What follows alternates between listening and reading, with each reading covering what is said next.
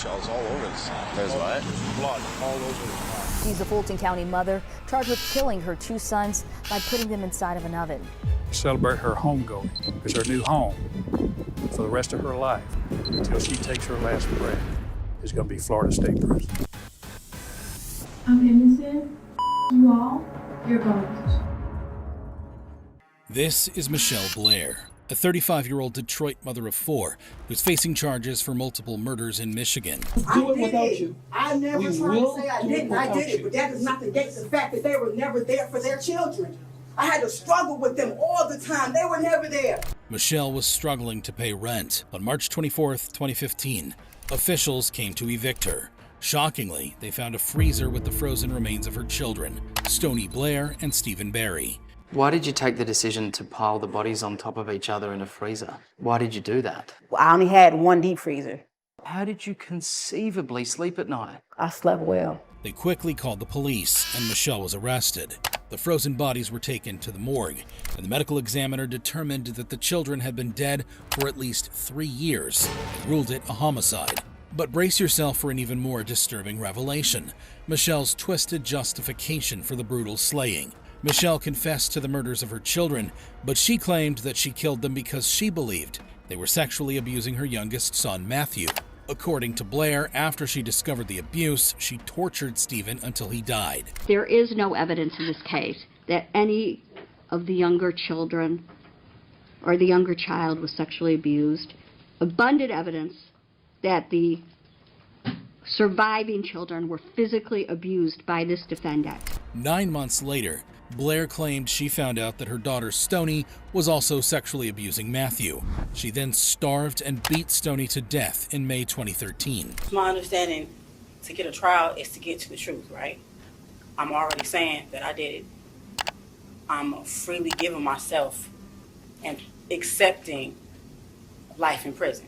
My son is worth that to me. So what I don't understand is, from what I heard today, why the prosecutors are dragging their feet. If I'm already giving myself to you, like, hey, I did this, what's the problem? I'm not gonna come back like, oh, I didn't understand my rights. I'm not a coward.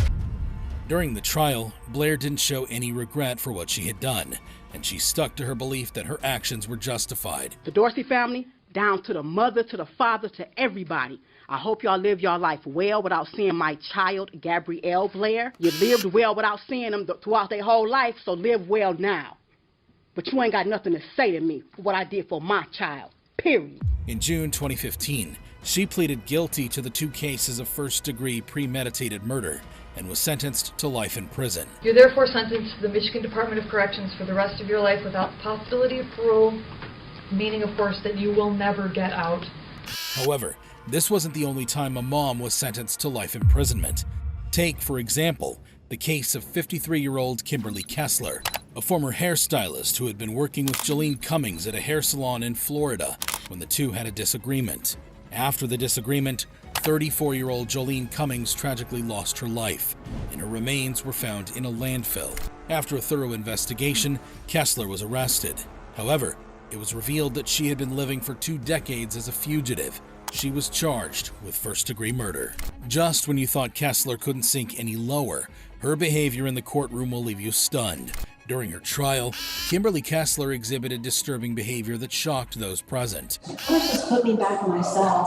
Sam, come back. I want to get rid of the public defender's office. Jordan Beard is Jolene Cummings' cousin. Jordan Beard is Jolene's cousin. Jordan Beard, Jolene Cummings' cousin. Jordan Beard is Johnson's nephew. Jordan Beard is Jolene Cummings' cousin. Jordan Beard, public defender, is Jolene Cummings' cousin. Unfortunately, her abnormal conduct continued beyond the courtroom. Prison officials testified that she persistently made vulgar statements, refused to eat, and engaged in unsanitary actions, like spreading feces on her cell windows and throwing it at officials.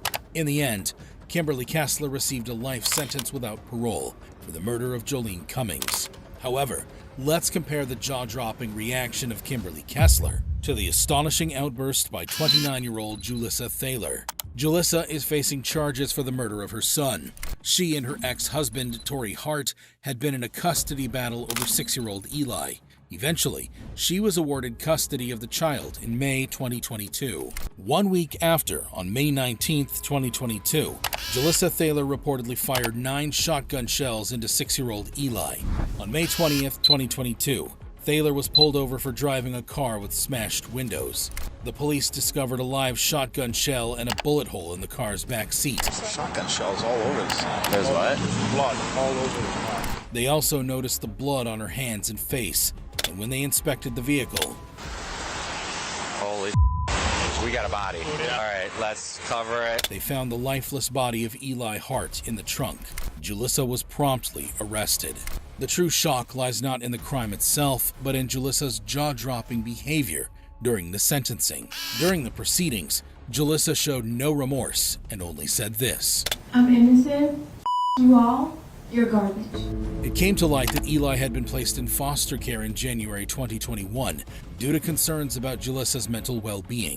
Eli's father had previously raised alarms about Jalissa's history of drug abuse. After his son's death, he filed a wrongful death lawsuit against Dakota County.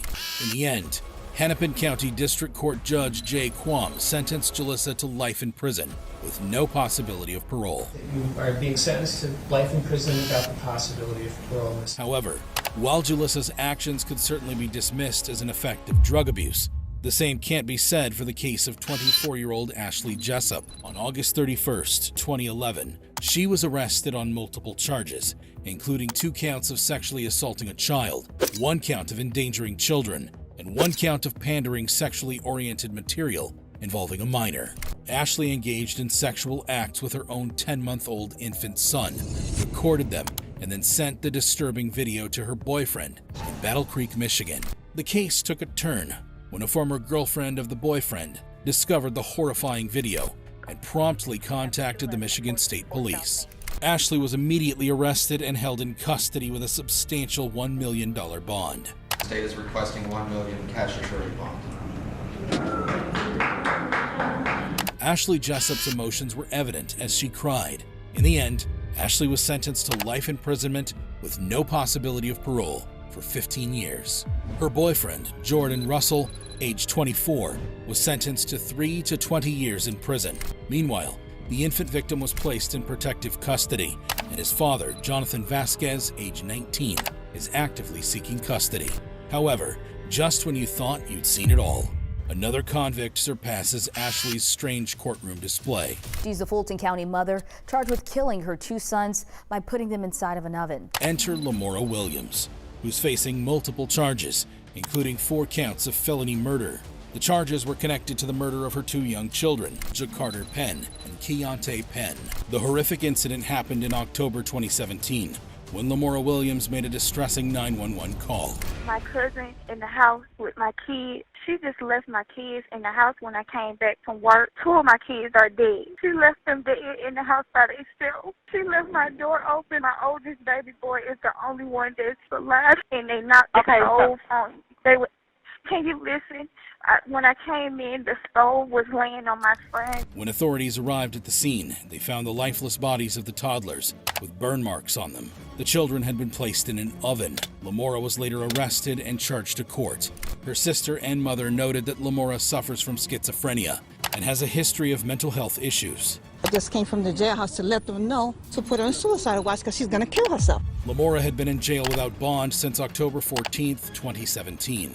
In June 2023, she waived her court appearance. Lamora's case is still ongoing. However, while Lamora's crimes may be attributed to mental illness, it pales in comparison to the unfathomable behavior of Isabel Martinez, whose family had recently relocated from Chicago. Isabel was facing many charges, including multiple counts of malice murder, aggravated assault, and cruelty to children in the 3rd degree. On July 6, 2017, Isabel woke up, seized a knife from the kitchen, and ended the lives of 4 of her children. Tragically, their father Martin awoke and bravely tried to intervene, but he too was fatally stabbed. After her rampage, Isabel placed the lifeless bodies of her family members in the same room so that they can all be together. She cut herself before making a distressing call to 911 to report their deaths, leading to her arrest. Isabel's actions were even more horrifying as it was revealed that she told each of her children they were going to the sky to see Jesus before turning the blade on them. In court, Isabel pleaded guilty but mentally ill. The extent of Isabel Martinez's disturbing mental health problems was on full display during her court appearance. Your preliminary hearing. So, here's the first thing that I'm going to tell you, because I am probably the first defense attorney you've seen since she got arrested. And that is, do not talk to anyone about your case. I know there's a lot of distraction and there's going on in here, but do not talk to anyone about your case. These people that you're in the courtroom with here. Eventually, she received a life sentence with the possibility of parole on 5 counts of murder, a 20-year term for aggravated assault, and 1 month to serve on the third-degree child cruelty charge. These sentences were to be served concurrently. If you thought these reactions were shocking, you'd be amazed at the reaction of serial killers getting sentenced to death.